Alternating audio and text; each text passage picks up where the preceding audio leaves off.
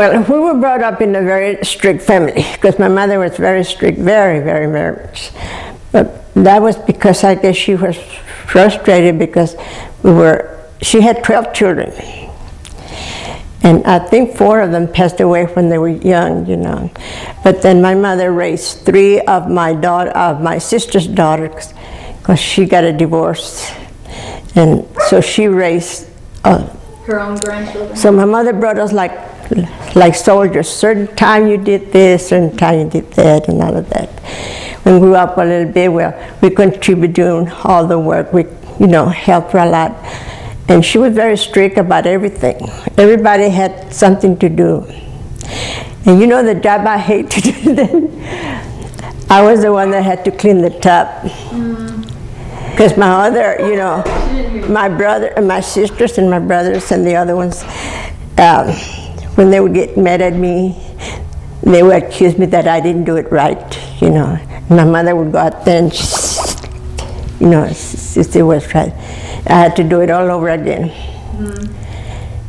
And when they got mean, you know, well, I guess, but my mother said, once in a while my mother said, yeah, I guess it's all right. But most of the time she felt like she had to teach us to do the right thing and do it right. That's the way she was. Where did she get that from, that attitude? Or? They say her father, my mother's father, was very strict and very, very stubborn, in other words. Every year they have that carnival, you know, that we have here in San Antonio. And that parade and all of that. Well, my sister went to the parade, and she met this boy there. That wasn't her boyfriend. It was just a friend. So my sister took the youngest, another sister, Eva, the youngest one, and she went with her. Well, anyway, they had a lot of rides. You know how they have in the carnival. Well, she went. Eva wanted to get in all those rides, and they lost track of the time and where they were. And she stayed with them and never got lost, my sister, my youngest sister. And it was only 1 o'clock and they couldn't find her. So a neighbor that used to live close to us, he was ready to come home with his family, and he saw Eva, my sister, crying because she couldn't find my sister. So, well, we better take you home. We'll look for your sister later. We'll see what we'll call the police or something. Well, when they came home, and my sister told my mother what happened, my mother got real mad, you know.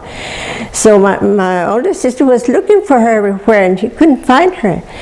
So she told this boy, well, I can't go home without my sister because my mother's going to kill me. And he said, I have to take you home. I can't take you to my home. He says, no. She said, no, I'm not going to go home. So they went to this boy's house, and they woke up the father, you know, his father. And his father said, I'll go with you all and take her home.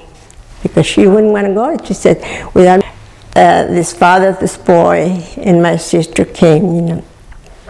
It was during about 2 or 3 o'clock.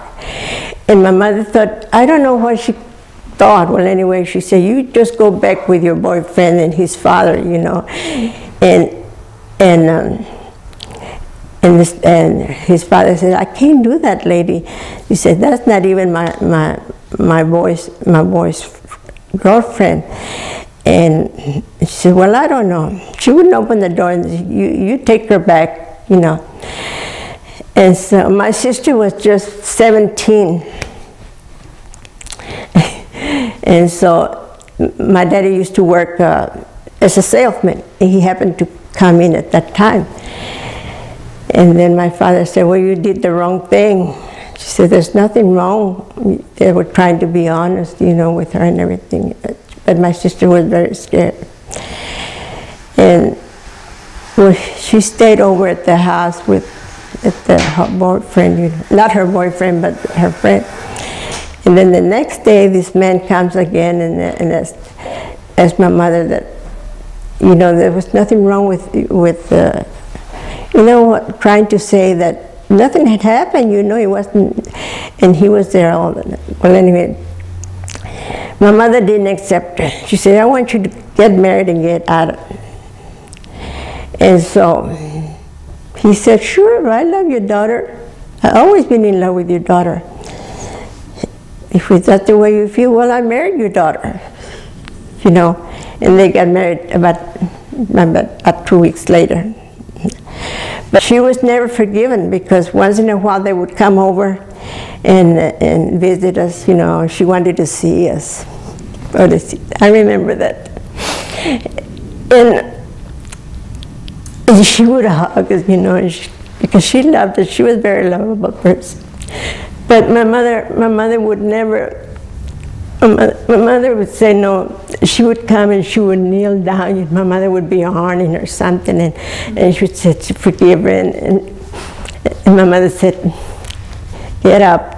You don't deserve to be forgiven. You know? And my father would say, don't pay any attention to her. You just come over and see your brothers and your sisters, and you're quite welcome. You don't have to see your mother if you don't want to. Well, my sister she was married already 3 years, and she was expecting a baby. We were all excited, you know. We were all excited about that. And then I remember my father. They thought I was asleep, but I wasn't asleep, you know.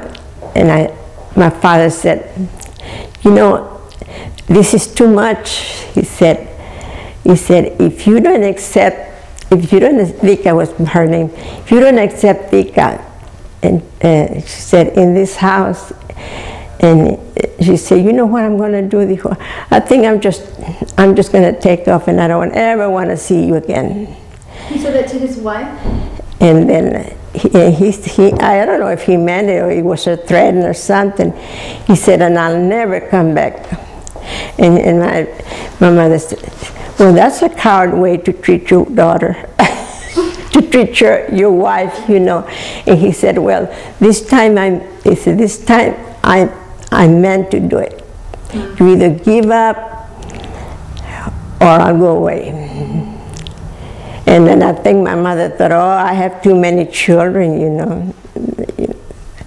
So then she welcomed my sister. And she forgave my sister. But there was never to forgive. There was never anything to forgive, you know. It didn't make sense.